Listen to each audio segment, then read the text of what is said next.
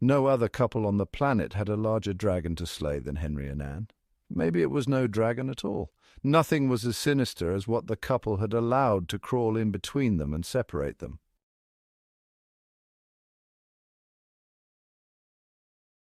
First, this succubus came to Henry and sucked dry his finances.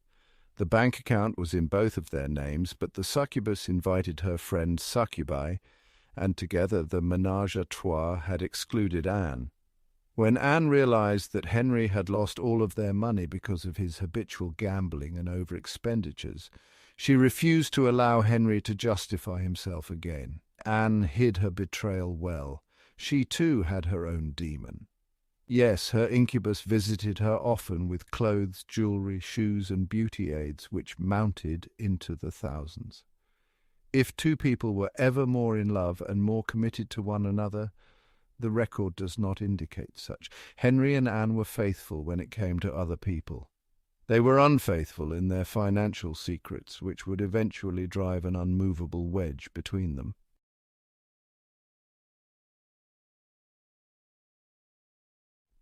The night Anne threw a glass of wine in Henry's direction was the same night after an embittered disagreement that turned into a war in which she tossed him to the curb. In 2 weeks, he was going to lose his Jaguar, so he did not care how he drove it out of the driveway. Tires were screeching from the driveway and down the 2-lane street to the traffic light, which was red when he blew through it. His nerves were on edge, and the edge was razor sharp.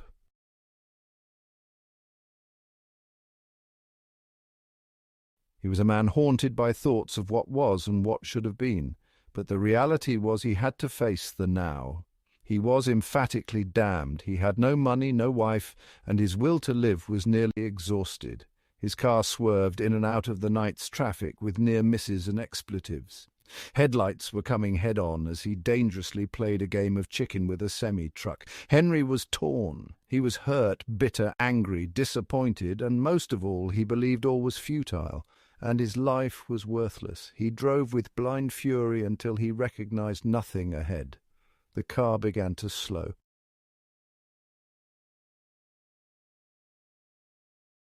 Henry was lost. He had not driven that far. He swore he had only driven a few miles, and he knew every road within a 30-mile square. How did he not know this road? He became uncomfortable and looked around in every direction in hopes of locating a familiar landmark. He knew without a doubt he had just been through town. Town should be south, and north should be the direction he was now travelling, but it should not be a 2-lane highway. He never remembered getting off the freeway. Giving up this endless driving, which was taking him nowhere he wanted to go, he pulled to the side of the road.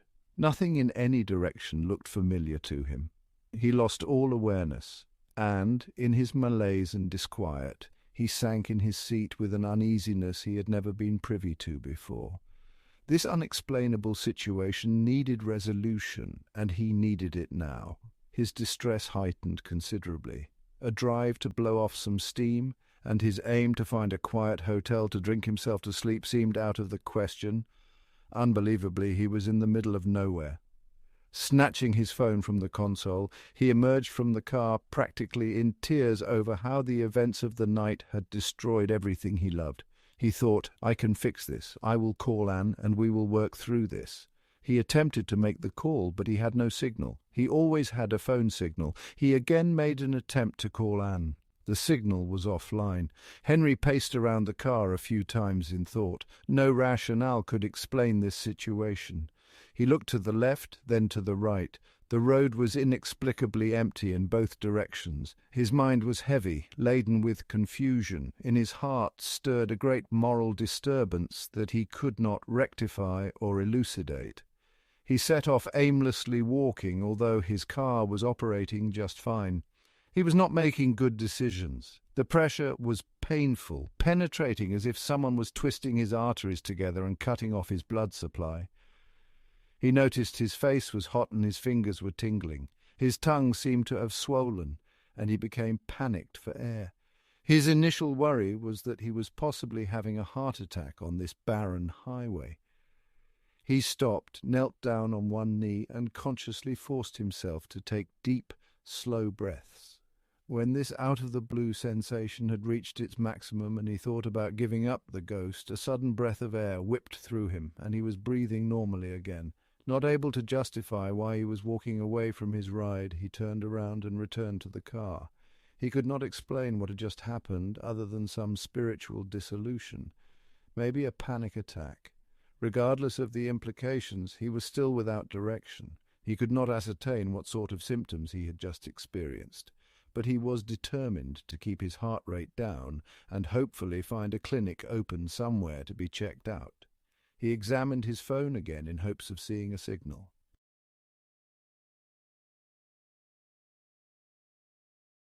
He had none, but strangely had a message from Anne's number.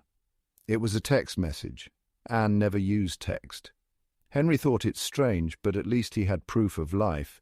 For a while he had worried that the whole world had gone somewhere and had left him isolated in his own self-pity. The message read, "My dear Henry, I'm so sorry, I did not mean it. Love, Anne." Henry thought that was unusual for Anne to use a text message and to start off with "Dear Henry." He was conflicted with the message. He convinced himself that possibly the phone was not in range, but somehow text messages were getting through. He pondered a bit on how to respond. They had been at one another's throats before she had ordered him to leave the house or have the police come.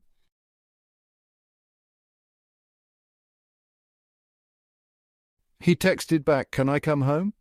While waiting for a response, he saw lights he had not noticed before. Remarkably, he knew where he was. How had he not known before? How could he have been so oblivious to his location? He knew exactly where he was. He did not like the feeling of being vulnerable. He thought it was unbecoming as a man. His phone lit up with a message. There was a reply from Anne's phone. "Yes, please come home. I miss you already." As much as he wanted to return home, he could not help but think this sounded like a ridiculous response. Why would she write, "I miss you already"? He did not want to be suspicious, but it sounded odd. Maybe she has been drinking, was his assumption. One thing he did not want to do was to go home to an intoxicated Anne. She never held her drink well, and usually alcohol only fueled the fires. He wrote her back, "Do you really want me to return? I will, if we can make up." Henry thought what he sent was stale and platitudinous and that she would read right through it, but he was pressed for the right words. Immediately a response came. "Henry, my love, I want you. I do not know what I was thinking. Let me show you how much I love you." Henry scratched his head. He wondered what was going on. What were her intentions? Deep in his heart, he wanted to jump back in the car and race back to her. Something for him was out of sorts. His whole world crashed all at once, and now an olive branch had been extended from the very woman who attempted to put his eye out with a wine glass. This bridge she was building, was it a bridge of matches that she was going to light once he had driven to the centre? He texted her back, "What has changed?" Another instant text almost quicker than he had sent it. "When you left, it was painfully apparent that I cannot live without you. You are my life. Come home to me, my darling." It was all he could do to read these responses. Anne called him darling. He was troubled, yet optimistic, not wanting to throw away the opportunity to save his marriage. Yet in his heart reservations persisted.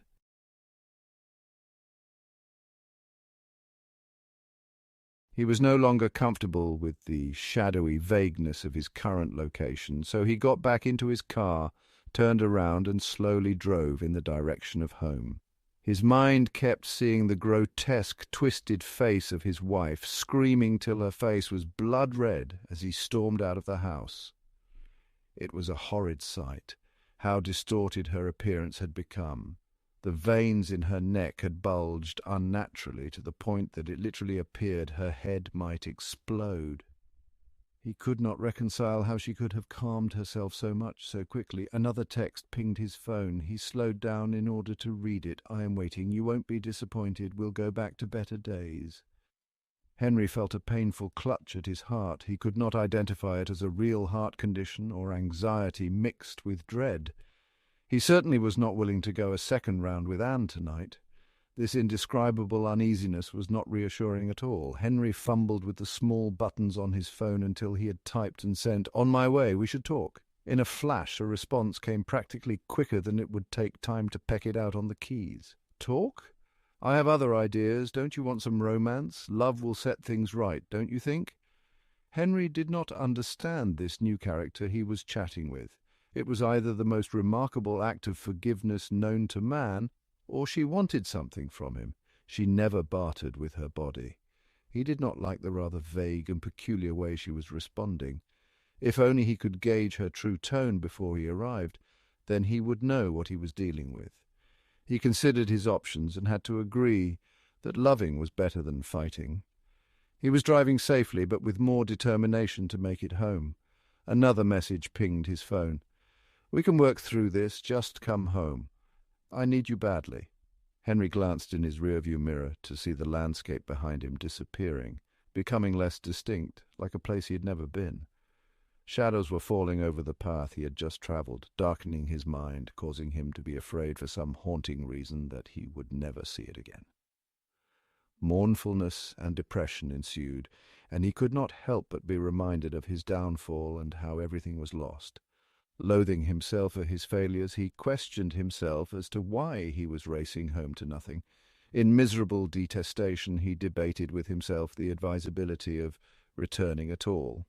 He was tempted to do one of three things. He looked ahead to a life where he would be alone. He would have to continue driving far away for that to happen.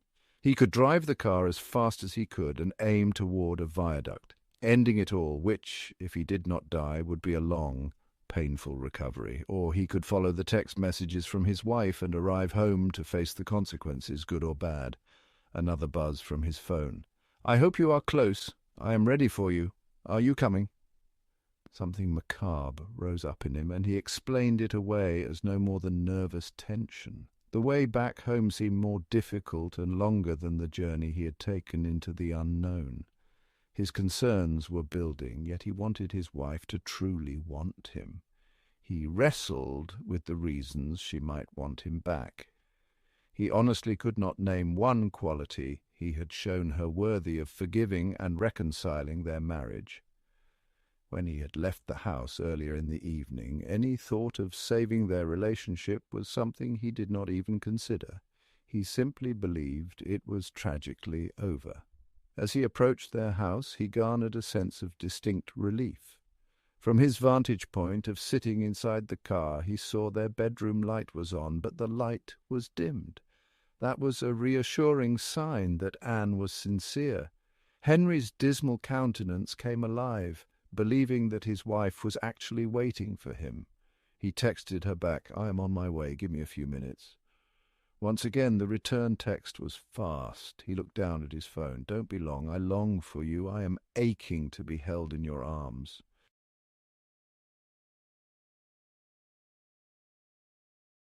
Henry entered the house. The house seemed strangely bare and deserted. He went deeper in from the foyer into the dining room. The house was eerily quiet. His beating heart pushed him forward. He never heard the front door shut, but it was shut. Darkness revealed no clues of what he was facing. Presently he felt the center of something of malignant suspension.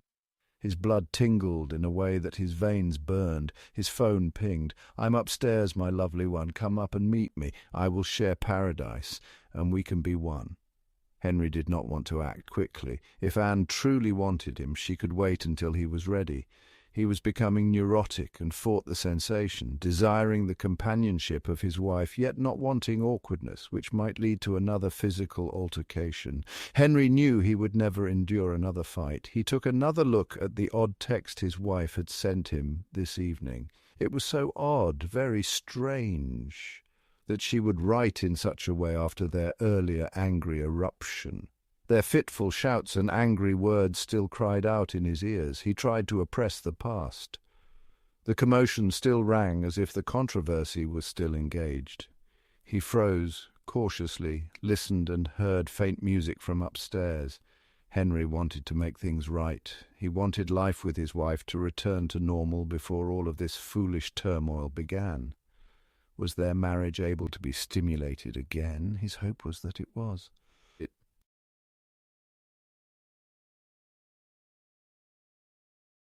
He texted his wife, Anne, "I am coming upstairs. I cannot wait to see you." He took his time climbing the stairs, waiting for one last text as an assurance that his wife actually wanted to reunite.